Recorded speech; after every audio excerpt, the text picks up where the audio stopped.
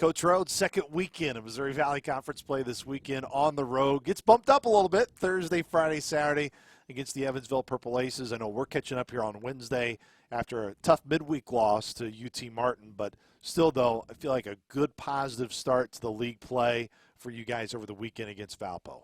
Yeah, no, obviously being at home, you want to get off to a good start, protect your home field advantage. It's always easier to win at home, it seems like. But nice to get off to that start. It's, again, baseball with a midweek loss, you got to have a short memory.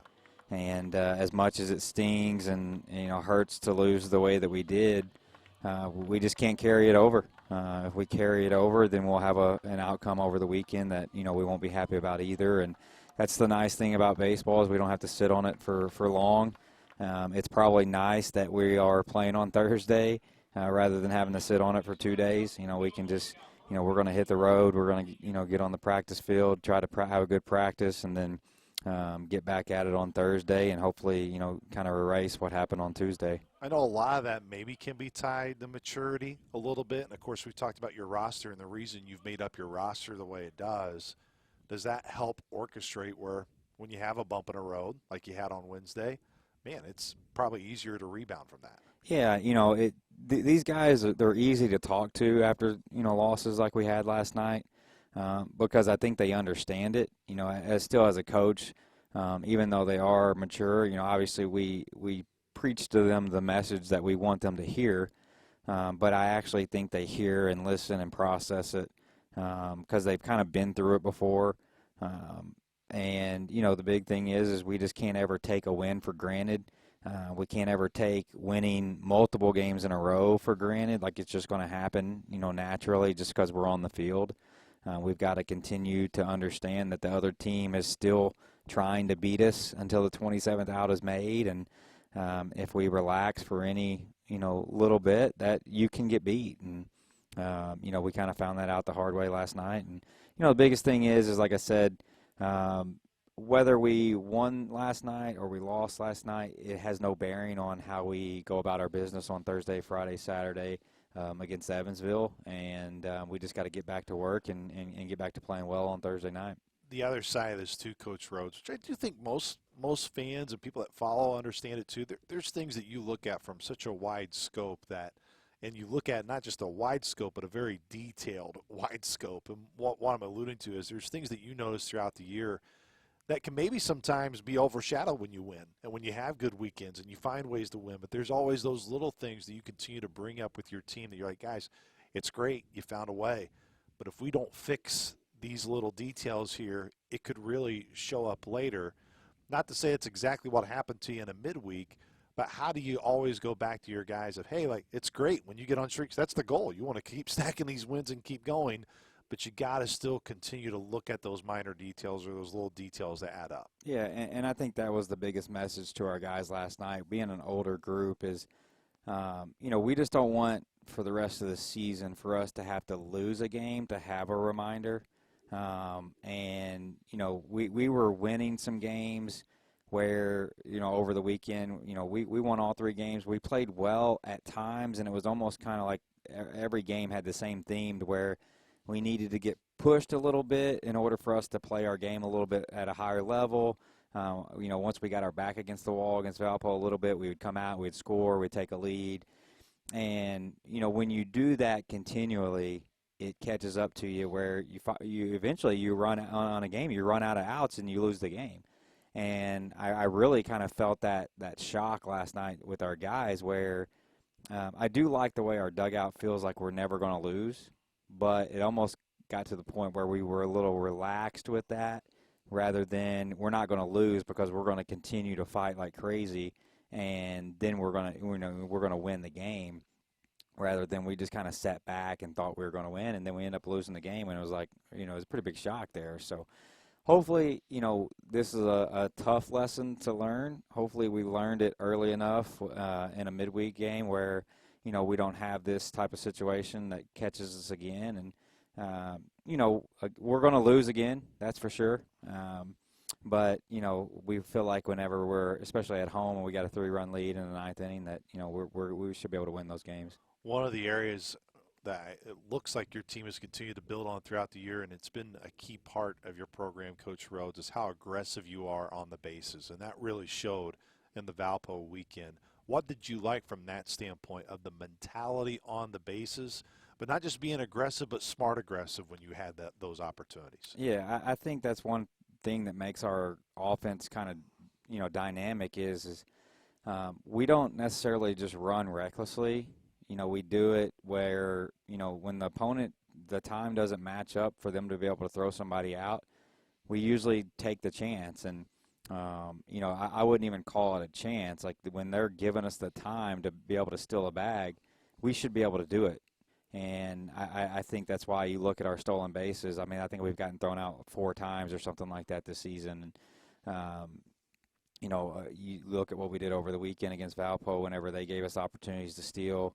I think we stole 7 bags last night. But we've just got to continue to do that with opponents who, whether it's first and third situations and they're giving us a free base at second, or if the pitcher just doesn't give the catcher enough time to throw, be able to get in scoring position. We know from, just our own personal defense, when somebody's in scoring position, you feel a little tighter. You feel like, hey, a little bleeder here, there's a run. And, anytime we can get that extra 90 feet and put that, extra pressure on another opponent, we're going to get better pitches to hit.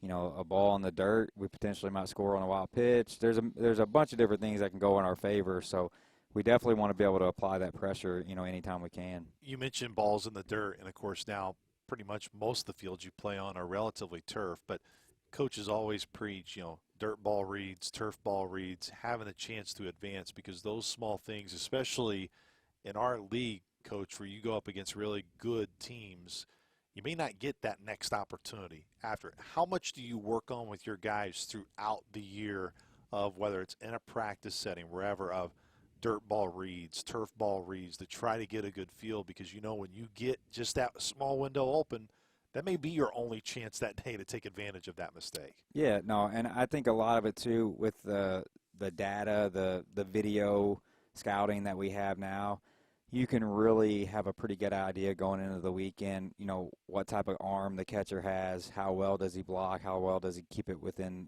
feet of his body. And then, there's certain weekends, for instance, with like McGill or somebody at Indiana State, you're probably not going to have a chance to straight steal, but you've got to really eye that dirt ball. That might be the only opportunity you get on the whole weekend to get an extra 90 feet. So, obviously you take a little more risk on certain, catchers that are back there. Other catchers, you might want to see it kick off a little further because, you feel like you can get a straight steal off that guy. And I think it's just individually going into that. But, a lot of that's done, throughout the fall preseason, really working on those reads there. And then we've also got to, we meet with every guy and talk about their realistic game speed that they play with. And, we've got to have certain guys that have a little more freedom in order to get jumps and go. Other guys, we need to make sure that the game tells us we can take a risk, depending on score, inning, all those type of things. And we're constantly communicating that throughout the game, from the dugout to the guys that are on the field, whether it's green light, hey, hold down right here, all that type of information. We've talked so much about Cole Chrisman and really the streak he has been on, whether it was our weekend recap. We've had plenty of conversations with him during the week. But one guy we haven't talked really a ton about yet is Nathan Bandy, and getting him back and getting him healthy.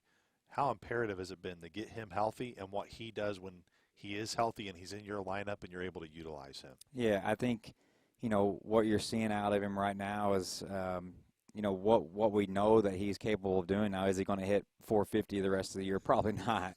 But he brings a good dynamic where he doesn't necessarily look like it's standing in the box, but he's got extra base power. He also runs extremely well, so if he makes an outfielder move, he's got a chance to leg out a double. But he's just got really good bat-to-ball skills. He's a very good, what I would consider like a breaking ball hitter. If you throw one over the middle of the plate, he can hit a breaking ball really well. But he does a lot of things, once he's on base. He does a really good job of stealing, whether it's stealing second, stealing third. he does a really good job of reading the pitcher and getting like a really good jump on knowing, their move. And again, like he's a nice player to have because he's in scoring position at first base. And he kind of jump starts it. He's at the bottom of the order, but we're kind of treating it like he's just getting the leadoff spot started early as it gets to him. And then kind of making Trey and Bach and those guys the middle of the order there, even though they're at the top. So, it's nice, definitely nice to have him back. Obviously missing him there for the first 10 games or whatever with the hand injury that he had. It's nice to have him back for sure. Trey Cutchin, I feel like, has really added some really importance to the top of your order when you put him there. What was really what intrigued you most to try Trey out there and really the success you had with it? Well, we were kind of bouncing back and forth through some guys who had hit leadoff, and not that the other guys were not doing a good job. We've got tons of numbers now, and some of the guys that we were hitting in the leadoff spot, like when we hit them there, we just weren't having success, and they were maybe having individual success, but our team wasn't. And just looking back, Trey led off quite a bit as his previous school. And, the thing about Trey is, again, you kind of look at him standing in there, and he's like a tall, lanky guy, so he doesn't necessarily look like a leadoff profile. But when you break down his skills, they do. I mean, he can really run. He can bunt. He can move the runners with some, bat-the-ball skills. High on-base percentage guy. So, if you just looked at him on paper and said, hey, is this a leadoff guy? You would say, yeah. It just whenever you see him standing in the box, you're like, whoa, this guy's leading off. Absolutely. He's just done a phenomenal job kind of getting up there and jump-starting our offense. One of the guys that I've heard about, Coach, whether it's around the batting cage or wherever I get right in, I can remember talking to Jake Carroll, your trainer, and I just kind of asked Jake, I was like, who's got some of the best personality on the team? And when you're around baseball, there's personalities everywhere galore. But he talked about Al Holguin and how Al is just his positive energy that he brings. I think you can see it in the way Al pitches. What is it about Al's personality that sets him up well, not just to be able to execute when he needs to as a starter, but you look throughout the weekend. I mean, it doesn't matter whether it's an inning where you need energy, an inning where you keep adding on to that energy. Always see Al, it seems like, up and at it and cheering guys on. Yeah, no, he's got that vibrant personality, kind of draws people to him. And, the thing that I like about Al more than anything is that, he's a former two-way guy. He knows the game. So even when he's and not that all pitchers don't, but when he's sitting in the dugout, he watches the game. He understands what's going on. He knows what hitters are thinking. So he's a very good student of the game. But, just his personality, I mean, he just comes to the field with a smile every day, just great to be around, energetic. I mean, he's just a pleasure. And, I just think that he's enjoying, being in the starting rotation, kind of having that role of knowing, when his bullpen's going to be. And I think it's kind of translated to him having a lot of success, being able to really get an individualized plan that's tailored to his weekly routine. And, I think we're kind of seeing the best of him right now. Evansville this weekend. It's a team, of course, last year made it to the Missouri Valley Conference Tournament Championship game. They return a lot from that team this year. I know their record's not where they want it, but it's a really common question. I talked to, whether it's Jen, Coach Sewell, Coach Hill in the fall. You guys as coaches don't spend your time looking at records. You go through the data. You watch the video. You really get to know teams on what really is their true DNA. When you look at Evansville, what are you impressed by in terms of, I know maybe their record's not where they want it, but as a coach and your experience within this league, this is another team that is always going to be a gritty weekend whenever you go up against Coach Carroll. Yeah, it's this team, I feel like this lineup that we're facing is the same lineup that I faced 5 years ago when I came into the league. I mean, it's unbelievable that the same names are still there. I'm like going through the roster and I'm just thinking, there's no way this guy's still playing. But they're very mature. They're very physical. They do some tough things where they don't move in the box. They'll take their hit by pitch. They can hit a ball out of the park too.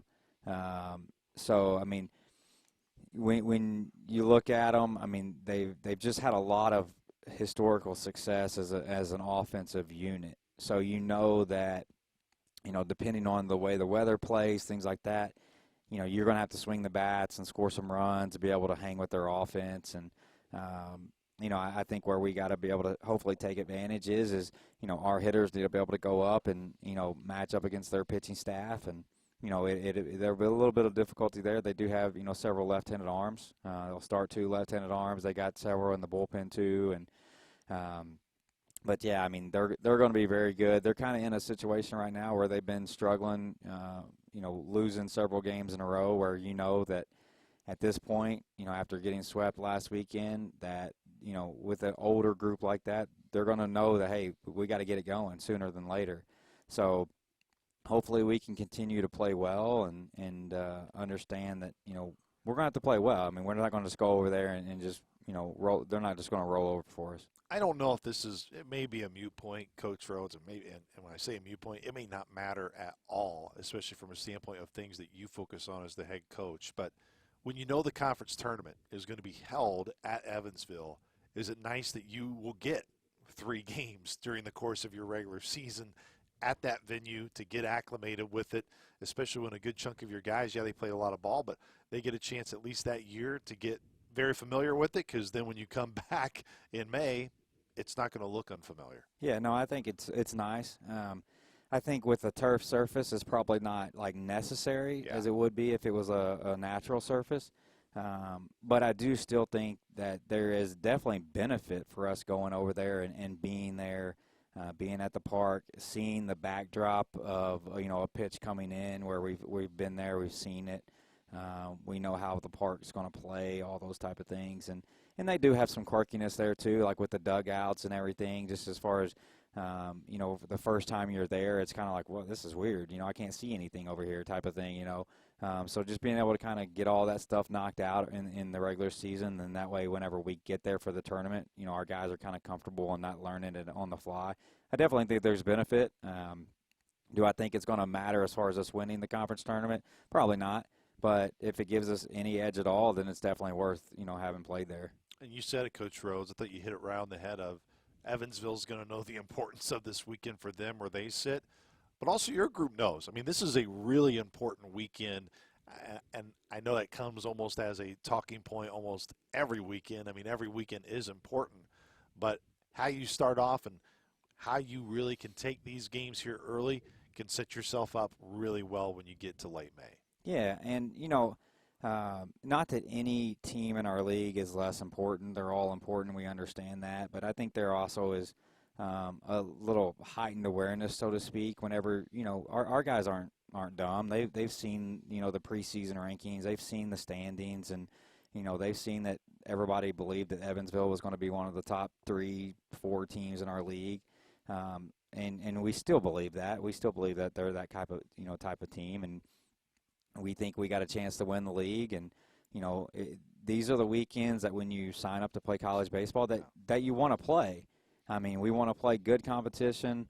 We want to play in championship weekends. And this is what makes college baseball fun, whenever you can go and play somebody and that, there's 2 teams on the field that both teams have an opportunity at the end of the year to be fighting for a championship. And, so hopefully we'll go over there and kind of, match that mentality this weekend. All 3 games will be covered by the Saluki radio crew with yours truly. The first 2 games of the series, Thursday and Friday, will also be on ESPN+. First pitch for Thursday and Friday will be 6 o'clock, and then 1 o'clock on Saturday. Coach Rhodes, appreciate the time. Looking forward to traveling with you guys this weekend in Evansville, and it's going to be a really big-time series, and excited to get that energy in the ballpark this weekend. Yeah, no, it's going to be great. This is what you sign up for. So it'll be a good weekend. The weather's going to be warm, and excited to get it going.